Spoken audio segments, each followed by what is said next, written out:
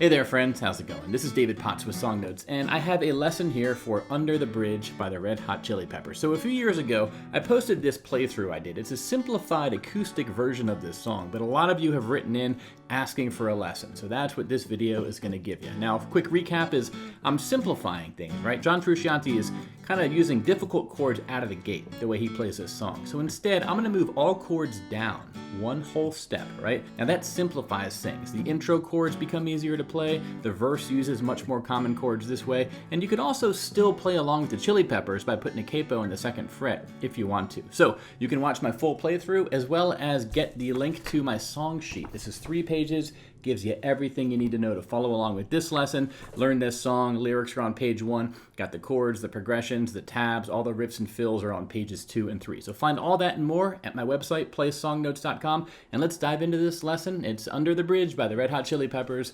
Let's go. Alright y'all, so let's dive right into the intro of this song. Super recognizable and super fun to play. So here's the tab that we're going to be using, right? Now this is just 4 measures as I'm playing it here. Now you look at the bottom, you see there's 2 chords we're going to be playing, right? When I say there's 2 chords, it's really that's the shape our hand's going to be in, and we're going to pluck individual notes, right? It's going to be the C chord and the E chord, right? C major and E major.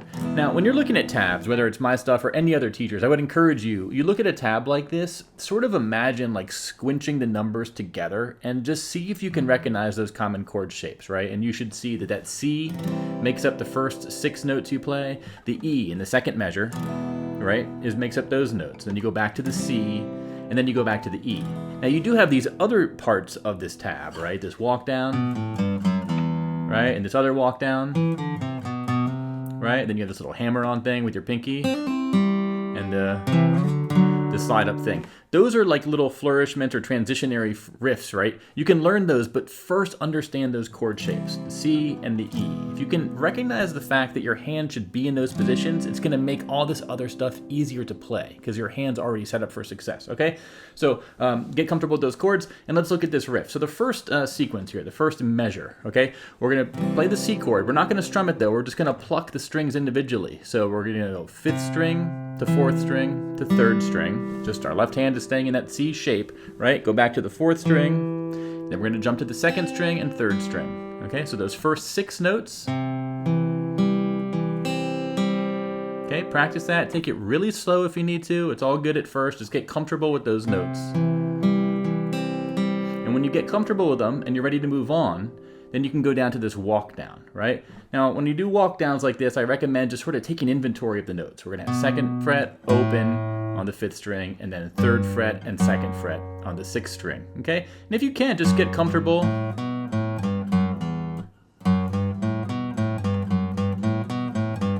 Get comfortable with those. Play around with them, right? Now, we're gonna have to play them in a certain order here, but don't be afraid just to sort of get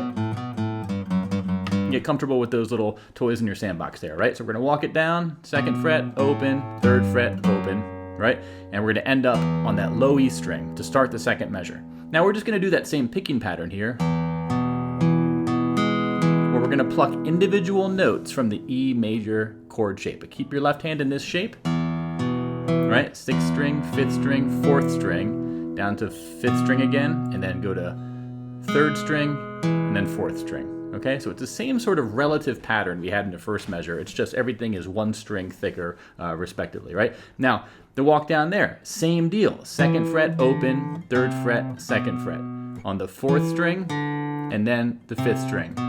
Again, look at how that compares to the first measure. It's the same fret numbers, and then you're gonna jump down 1 string thicker, right? So again, look for these sort of consistent things between these 2 measures, and you're gonna be in good shape. So right away, we learned 2 measures. Let's review them. You could play them slow,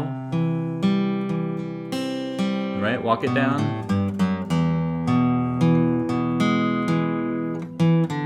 And then at this point, you could repeat those first 2 measures, right?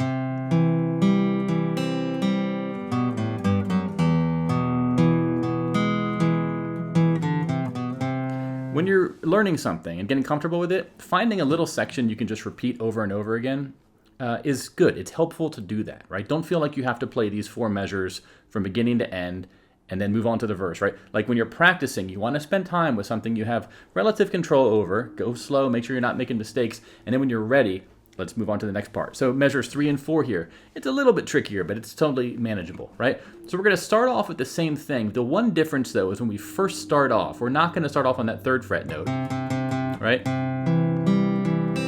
Instead, we're going to sort of come where we were for the end of that E walk down, 2nd fret of the 5th string, and then we're going to, with our middle finger on that, pluck that 2nd fret note, and then sort of bring your left ring finger down.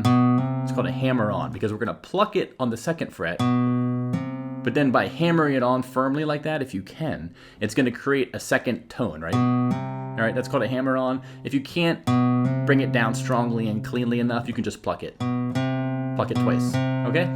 And then same pattern. Starts off the same, but here, when we get to the 2nd string note, we're gonna, if you can,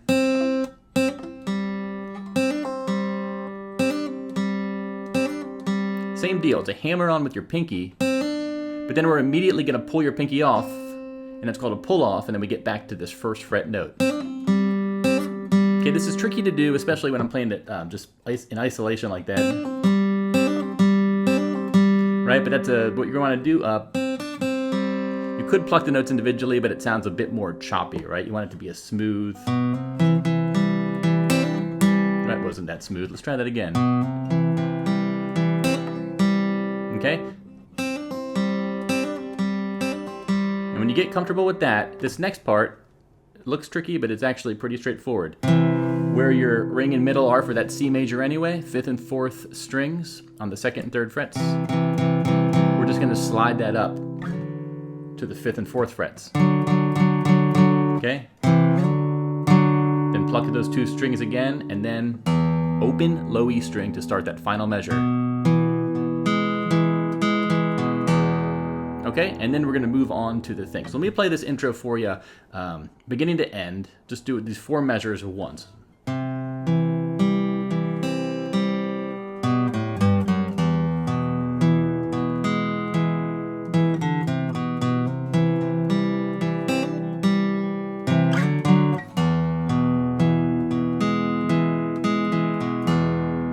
So that's the complete tab I have for the intro of this song. Now, you'll notice if you listen to the Red Hot Chili Peppers play this, they repeat the intro a few times. And if you repeat it, the only thing you have to do differently is that very last, or those last 4 notes I have, right, at the very end of the 4th measure, you play those 4 notes when you're ready to go to the verse. If you want to repeat the entire intro, you want to do the E walk down from the 2nd measure to set you up to repeat it. Right?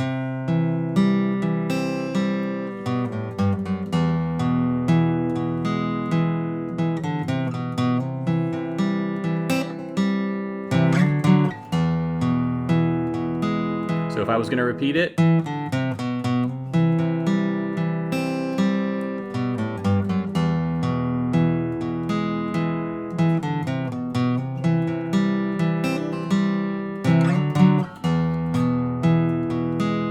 now because I'm going to move on to the verse, I'm going to do those final 4 notes.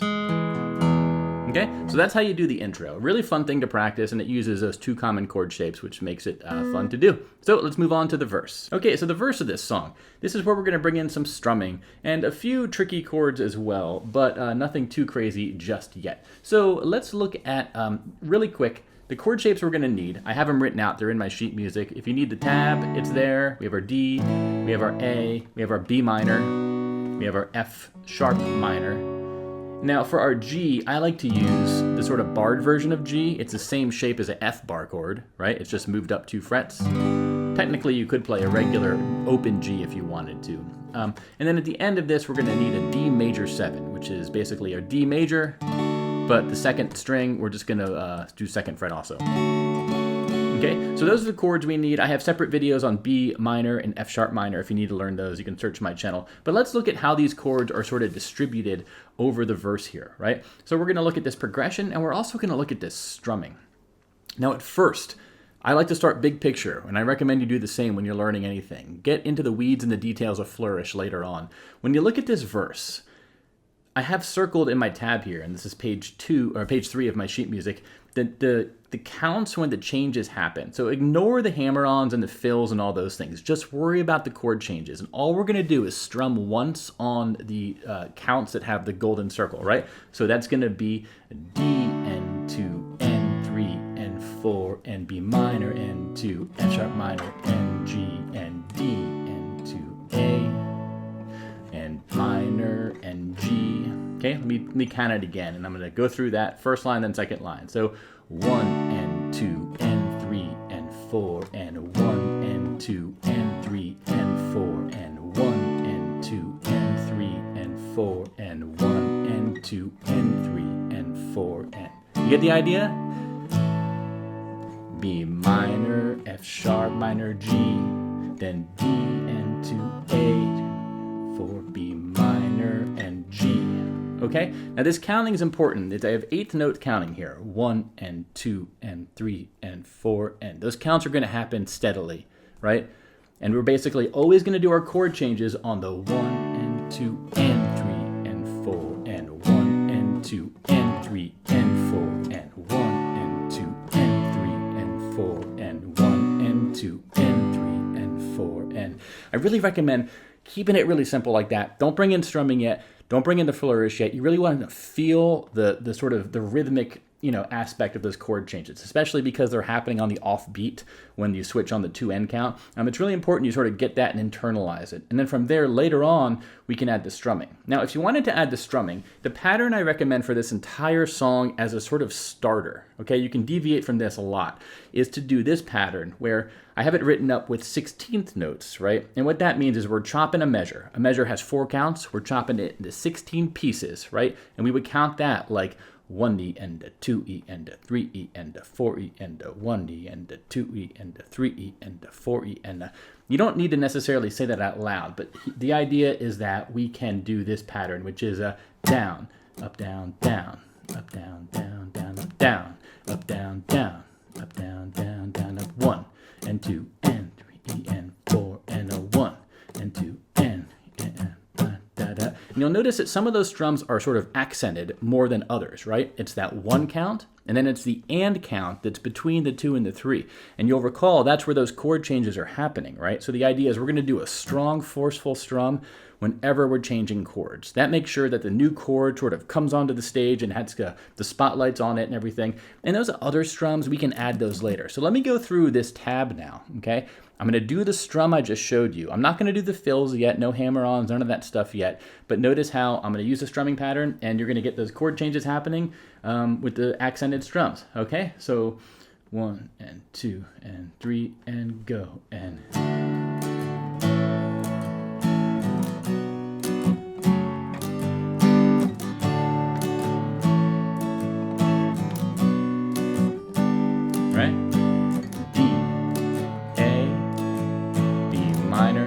Sharp minor, G, D, A, B minor, G. Okay, and if I did the sort of directions of the strum, that would be down, up, down, down, up, down, down, up, down, up, down, down, up, down, down, down, up, down, up, down, down, up, down, down, down, up, down, up, down, down, up, down, down, down.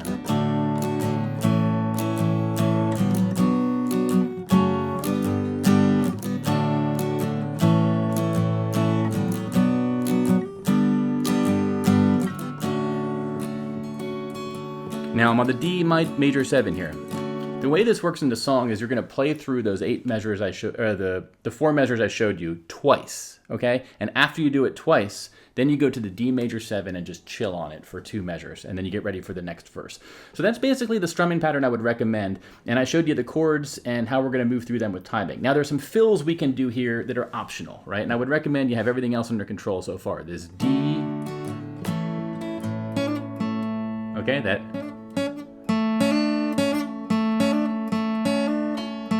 hammer on with your pinky. You could do it with your pinky, or you could do a, right, sort of have your left index finger there on the 2nd fret of the 2nd and 3rd string. Whoops. Hammer on the 3rd fret, pull off, back to the 2nd, and then play the 2nd fret of the 3rd string. Okay, this is tricky, and you only want to do this if you feel comfortable with it and you don't want to lose the overall tempo and stuff. There's another one of those in the second measure, B minor.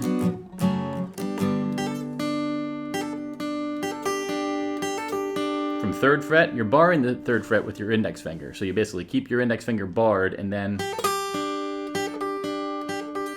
bring in your pinky to that 3 to 5, pull it off, and then back to 3 at the 2nd string, okay? Then we're gonna repeat that first little fill in the 3rd measure, and then in the final measure, B minor,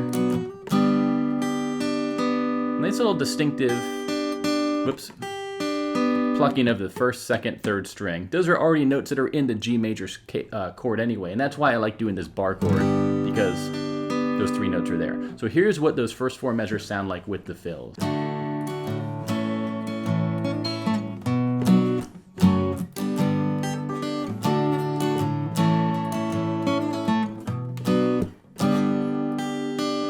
Here's a trick. When you do that D to A,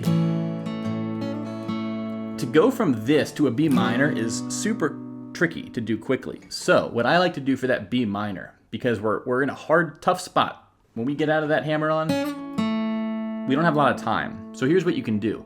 Don't worry about strumming the whole B minor on that 1 count. What you can do is on the 1 count, just get the bass note. And that gives your left hand some time to get to the other string. So check this out. This is how I would play it sort of normally, right?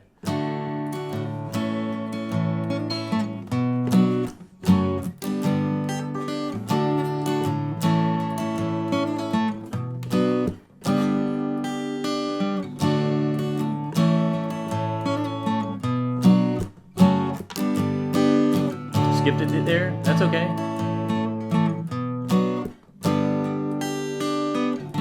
Okay, now again, I would probably not do these hammer-ons myself if I was doing a full playthrough of this all the time, especially when I'm singing, because I would mess up. But if you want to do it, that note right there, the bass note, 1 and 2 and 3 and 4, right?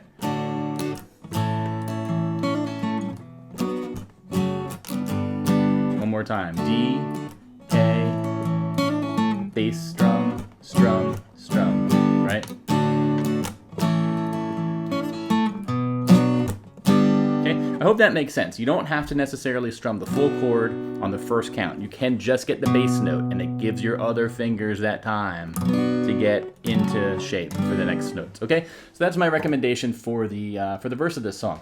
Now let's look at the chorus. The chorus is just 4 chords that are over and over again played, right? And if you look at the tabs here, it's an E minor, a D, and an A. But here's the deal. I'm not going to do those open versions because you really want to get the sound of these thinner strings up the neck. So for the E minor, I'm going to use this shape, right? 7, 9, 9, 8, 7. Then we have our D major shape, which is 5, 7, 7, 7. And if you can, 5.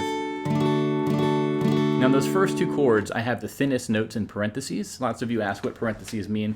I typically use that to say, hey, your hand can go on these notes if you're able to, but you don't have to play them. They're optional, right? So basically, sometimes I'll play the E minor by just doing the middle 4 strings, and sometimes I'll do the D by just doing the middle 4 strings, and that's okay. But if you want, you can put your fingers in those parentheses notes.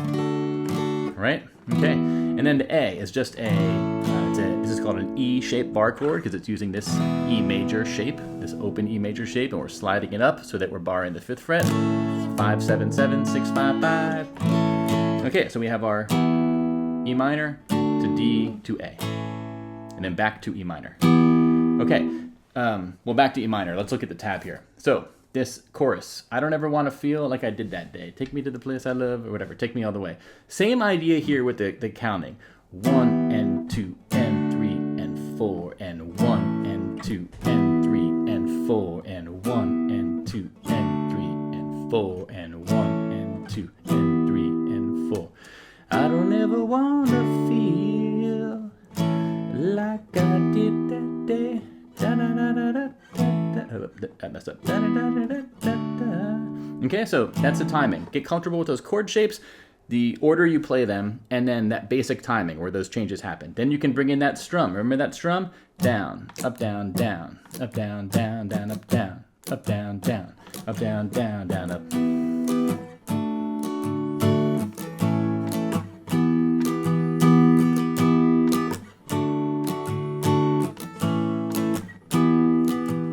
Okay, so that's how I would play the chorus of this song. Now, you can also mix that strum up, and I actually do that in this particular sequence. I like to play it like this, if it's up to my personal taste, right?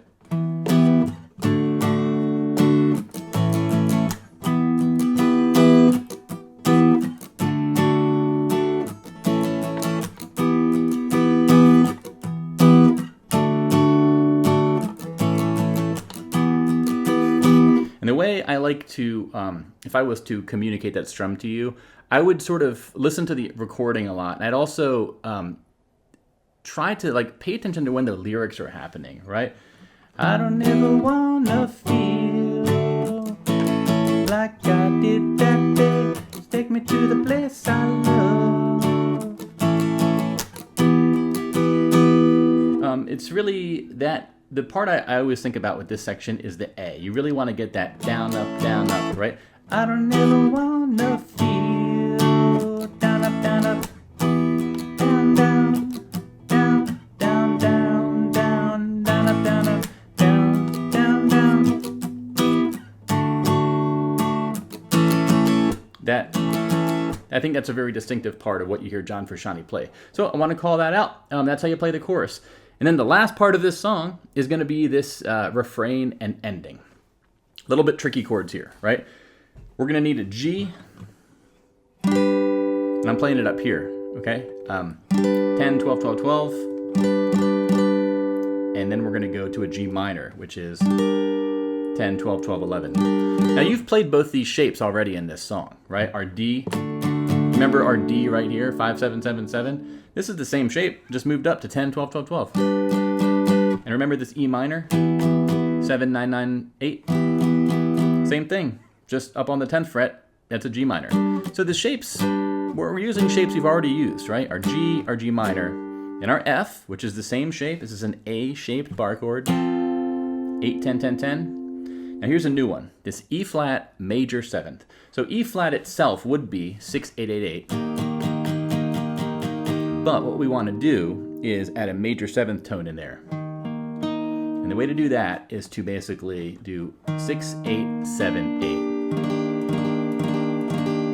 Okay?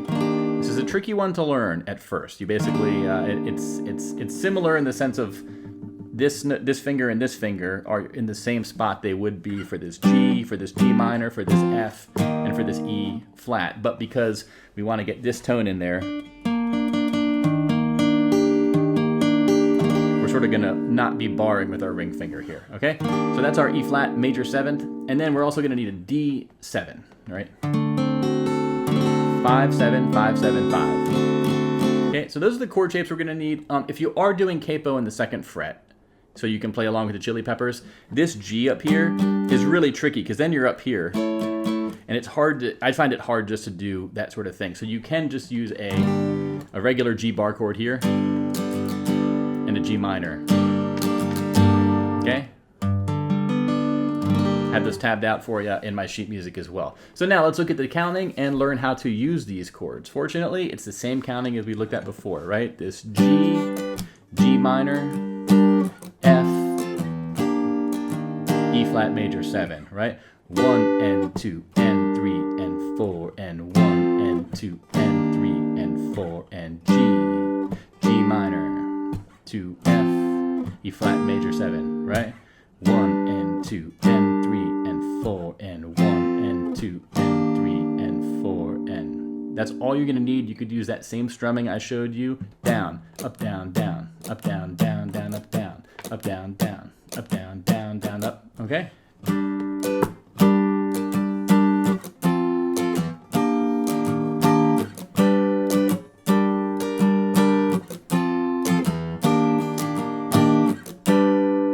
And that's all you're going to need for that section. You're going to use that during 2 lyrical parts. One is the lonely as I am, together we cry. Then we go to the chorus. I don't ever want to feel like I did that day. Take me to the place I love. Take me all the way, yeah, right? Whoa, whoa, whoa,